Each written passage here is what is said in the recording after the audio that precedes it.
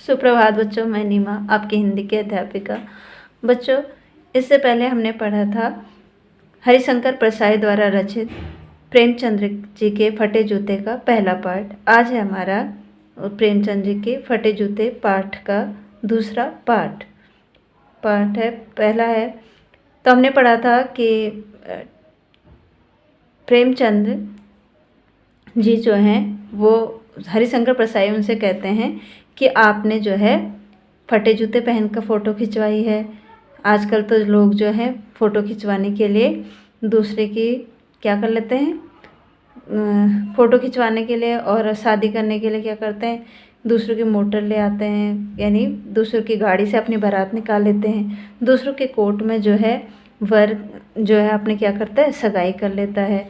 और यहाँ तक कि जो है लोग क्या कर लेते हैं कि फ़ोटो खिंचवाने के लिए दूसरों की बीवी तक को मांग लेते हैं, और तुम्हें तो जूते भी नहीं मांग सके, या तुम तो जूते तक नहीं मांग सके, और ऐसे फटे जूतों में जो है अपने फ़ोटो खिंचवा ली। उसके बाद देखिए, टोपी 8 आने में मिल जाती है, और जूते उस ज़माने में भी 5 रुपये से कम में क्यों मिलते होंगे, या क्या मिलते होंगे। जूता हमेशा टोपी से कीमती रहा है। अब तो जूते की कीमत और बढ़ गई है, और एक जूते पर 2500 टोपियाँ न्यौछावर होती हैं। तुम भी जूते और टोपी के अनुपातिक मूल्य के मारे हुए थे। यह विडंबना मुझे इतनी तीव्रता से पहले कभी नहीं चुभी जितनी आज चुभ रही है, जब मैं तुम्हारा फटा जूता देख रहा हूँ। तुम महान कथाकार, उपन्यास सम्राट, युग परिवर्तक, जाने क्या क्या कहलाते थे, मगर फ़ोटो में भी तुम्हारा जूता फटा हुआ है। अब देखिए, यहाँ पे जो हरिशंकर प्रसाई जी हैं वो कहते हैं कि टोपी जो है उस समय केवल 8 आने में मिल जाती थी, और जूते की कीमत क्या थी, 5 रुपये थी कम से कम। लेकिन जूता हमेशा जो है टोपी से महंगा ही रहा है, कीमती रहा है। तो एक जूता जो था वो, एक जूते पे क्या होते हैं, 2500 टोपियाँ न्यौछावर होती है, यानी एक जूता जितने में आता है उतने में 25 टोपियाँ आ जाती हैं। तुम भी जूते और टोपी के अनुपातिक मूल्य के मारे थे, यानी तुम्हें भी जो है जूते का मूल्य अधिक लगा, इसीलिए जो है तुमने फटा जूता पहनकर ही फ़ोटो खिंचवा ली। लेकिन आज मुझे तुम्हारी इस प्रकार की दशा को देखकर मुझे बहुत ही क्या लग रहा है, अजीब लग रहा है। फटा जूता देखकर मेरे को बहुत ही ये बात चुभ रही है कि तुम इतने महान क्या हो, कथाकार हो, उपन्यासकार सम्राट हो, उपन्यास सम्राट जिसको कहा जाता है, युग परिवर्तक कहा जाता है, जाने क्या क्या तुम्हें उपाधियाँ दी गई हैं, मगर फ़ोटो खींचने के लिए तुमने फटा जूता पहन रखा है। फिर मेरा जूता भी कोई अच्छा नहीं है। फिर हरिशंकर प्रसाई जी बोलते हैं कि मेरा जूता भी इतना अच्छा नहीं है, यूँ ऊपर से अच्छा दिखता है, उंगली बाहर नहीं निकलती, पर अंगूठे के नीचे तला फट गया है। अंगूठा ज़मीन से घिसता है, और पैनी मिट्टी पर कभी रगड़ खाकर लहूलुहान भी हो जाता है। पूरा तला गिर जाएगा, पूरा पंजा छिल जाएगा, मगर उंगली बाहर नहीं दिखेगी। तुम्हारी उंगली दिखती है पर पाँव सुरक्षित है, मेरी उंगली ढकी है पर पंजा नीचे घिस रहा है। तुम पर्दे का महत्व ही नहीं जानते, हम पर्दे पर कुर्बान हो रहे हैं। फिर यहाँ पर हरिशंकर प्रसाई जी कहते हैं कि मेरा जूता भी जो है इतना अच्छा नहीं है, क्योंकि मेरा जूता ऊपर से तो अच्छा दिखता है, लेकिन उंगली बाहर नहीं निकली है, पर मेरे अंगूठे के नीचे का जो तला है जूते का, वो जो है घिस गया है, ज़मीन पर घिस गया है, और मिट्टी और कंकड़ से जो है वो क्या हो गया, मेरा जो पैर का पंजा है वो लहूलुहान हो गया, यानी कभी उस पर लग भी जाती है, किसकी रगड़ लग जाती है, कह रहे कंकड़ की और मिट्टी की, तो उससे पत्थर और मिट्टी की उससे घिस गया, और उसमें खून आ गया, लहूलुहान यानी खून आ जाना। पूरा तला गिर जाएगा पर पंजा नहीं छिल। मेरा जो है जूते का पूरा तला, यानी नीचे का जो तला होता है वो पूरा क्या हो गया है, घिस गया है, जिससे कि मेरा क्या हो रहा है, पंजे क्या हो रहे हैं, छिल रहे हैं और लहूलुहान हो रहे हैं, मगर मेरी उंगली जो है बाहर नहीं दिखती है। तुम्हारी उंगली जो है बाहर दिखती है, और तुम्हारा पाँव क्या है, नहीं है, सुरक्षित नहीं है। मेरी उंगली ढकी हुई है, लेकिन पंजा जो है नीचे से घिस गया है। तो कहते हैं कि मेरी उंगली तो कम से कम ढकी हुई है, दिखती तो नहीं है कि मेरा जूता फटा है, क्योंकि नीचे से तो फटा है, नीचे तला तो फटा है, घिस चुका है, लेकिन किसी को भी वो दिखता नहीं है कि मेरा जूता फटा हुआ है। हम जो है पर्दे के महत्व को जानते हैं, लेकिन तुम तो पर्दे के महत्व को जानते ही नहीं हो, जबकि तुम्हारी उंगली क्या है, सुरक्षित है, वहाँ लहूलुहान नहीं हुई है। लेकिन हमने जो है पर्दे के नीचे अपनी गरीबी को यानी अपने उसको छुपा रखा है, हम दिखावा कर रहे हैं, लेकिन तुम ये सब कुछ नहीं करते हो। तुम फटा जूता बड़े ठाठ से पहने हो, मैं ऐसे नहीं पहन सकता।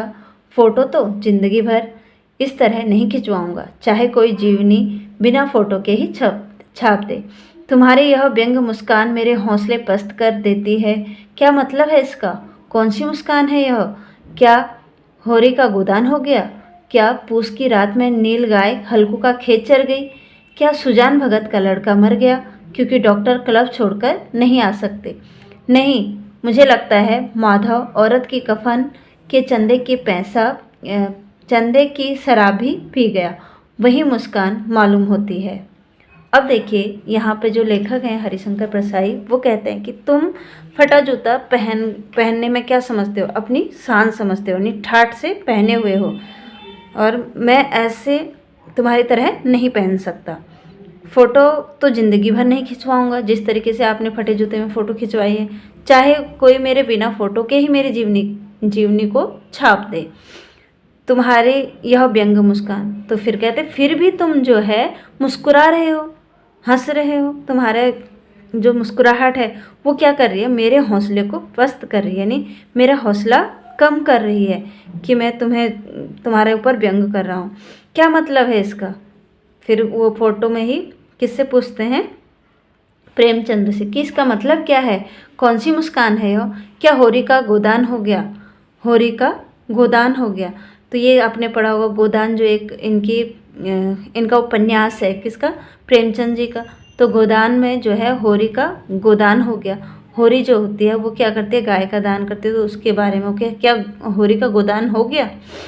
क्या पूस की रात में नील गाय हल्कू का खेत चर गई? तो दूसरी इनकी जो रचना है वो है पूस की रात। पूस की रात में जो होता है हल्कू पूरे खेत की रखवाली करता है, और जो है अंत में पूस की रात में इतनी ठंड होती है कि हल्कू खेत में होते हुए भी नीलगाय को नहीं भगाता। तो कहते हैं कि क्या हल्कू के खेत को नीलगाय चर गई है?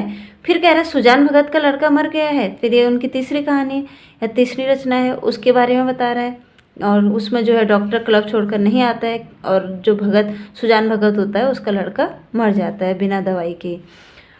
फिर कह रहे हैं नहीं, मुझे तो लगता है कि माधव औरत के कफन के चंदे की भी शराब पी गया। अब एक इनकी कहानी है जिसमें कि क्या होता है कि माधव नाम का एक व्यक्ति होता है, उसका कफन, इनका एक क्या उपन्यास कफन है। कफन जो है, कफन उपन्यास में माधव और उसका एक लड़का होता है, वो दोनों क्या करते हैं, उनकी यानी माधव की जो बीवी होती है वो पत्नी मर जाती है, लेकिन उसके कफन के लिए वो जो पैसे इकट्ठा करता है चंदे से, तो उसकी भी वो क्या कर जाता है, शराब पी जाता है, और उसकी डेड बॉडी जो है अंदर पड़ी रहती है। तो इस प्रकार से जो हरिशंकर प्रसाई हैं वो उनकी रचनाओं के बारे में बताते हुए कहते हैं कि क्या ये सब घटनाएं हो गई हैं जो तुम क्या कर रहे हो, इतने हंस रहे हो मुझ पर। मुस्कान मालूम होती है कि तुम्हारी वही मुस्कान है कि तुम्हारा जो है इस प्रकार की जो तुम्हारी रचनाएं हैं या जो तुम्हारे उपन्यास है वो पूरे हो चुके हैं। मैं तुम्हारा जूता फिर देखता हूँ, कैसे फट गया यह मेरी जनता के लेखक, क्या बहुत चक्कर काट रहे हैं। तो यहाँ पे कहते हैं कि क्या तुम्हारा जूता, वो कहते हैं कि मुझे तुम्हारी जो मुस्कान है वो मुस्कान मुझे मालूम होती है कि इस प्रकार से है ना। फिर कहते हैं कि मैं तुम्हारा जूता फिर से देखता हूँ, कैसे फट गया यह मेरी जनता के लेखक, यानी यह मेरी जनता के लेखक किसके लिए कह रहे हैं? प्रेमचंद्र के लिए। क्या बहुत चक्कर काट रहे क्या बनिए के तगादे से बचने के लिए मील 2 मील का चक्कर लगाकर घर लौटते रहे। फिर कहते हैं क्या तुमने बहुत चक्कर लगाए जो तुम्हारा जूता फट गया? क्या तुमने बनिए के तगादे से बचने के लिए, यानी बनिए की कुछ उधारी से बचने के लिए तुमने क्या किए, उस बनिए की जो दुकान थी उससे होकर ना गुजर के कई दूसरा रास्ता अपना लिया जो मीलों दूर था, यानी मील 2 मील का चक्कर लगाया हो, वहाँ से लौटते होगे, तब तुम्हारा जूता ऐसे फट गया।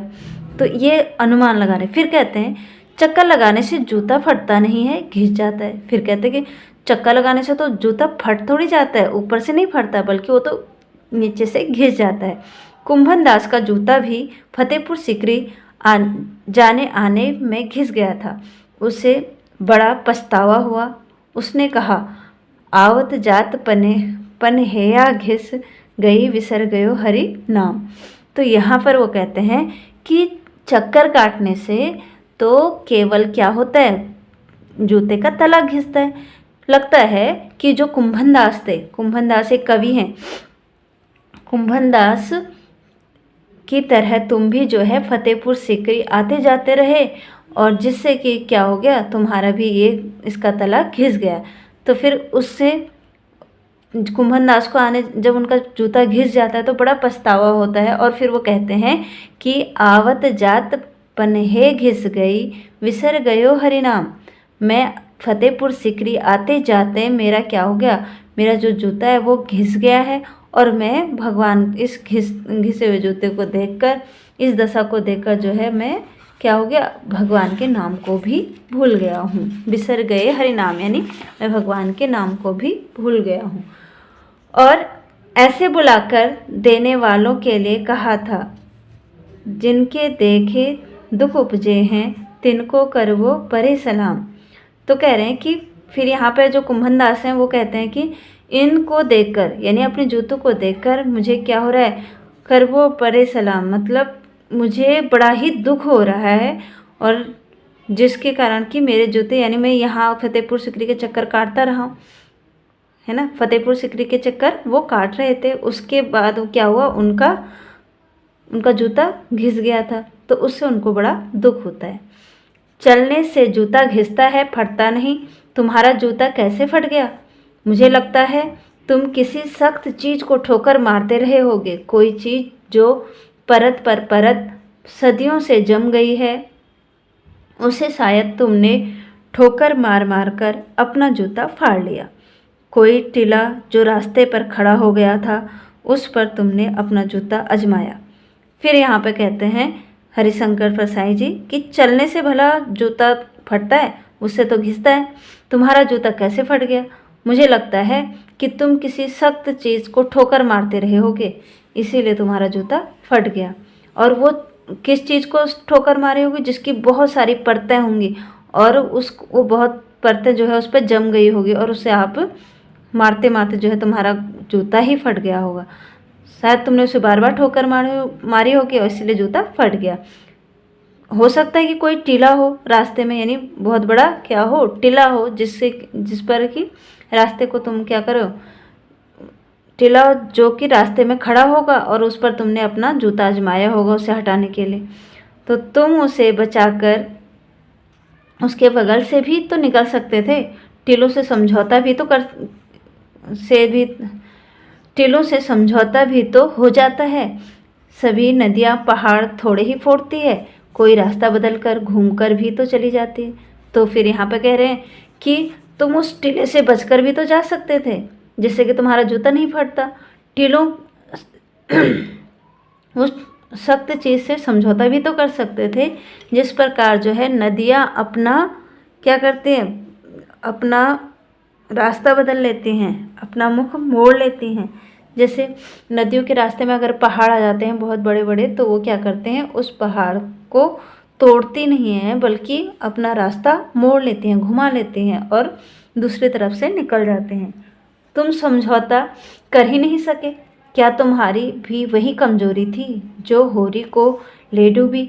वही नेम धर्म वाली कमजोरी, नेम धर्म जिसकी भी जंजीर थी, मगर तुम जिस तरह मुस्कुरा रहे हो उससे तो लगता है शायद नेम धर्म तुम्हारा बंधन नहीं था, तुम्हारी मुक्ति थी।